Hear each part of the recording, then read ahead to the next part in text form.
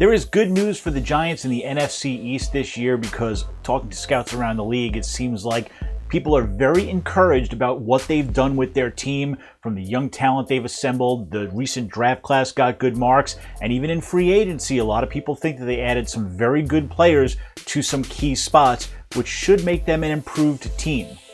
But probably not improved enough to win the NFC East this year. For now, talking to scouts around the NFL, there is a belief that this is still a two-team race, a mediocre race, but still a two-team race between the Eagles and the Cowboys. A lot of that, of course, is based on what they brought to the table from last year, as well as what they added this offseason.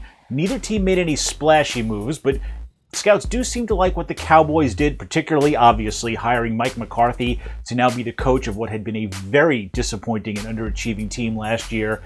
They certainly added some strength to the middle of their defense with Gerald McCoy and Dontari Poe. And at receiver, on offense that was already loaded, they now add CeeDee Lamb, who was one of the top receivers on almost everybody's board, somehow slipped to the Cowboys at number 17. That could be a big boost to an offense that, of course, has Ezekiel Elliott, and they brought back Amari Cooper as well.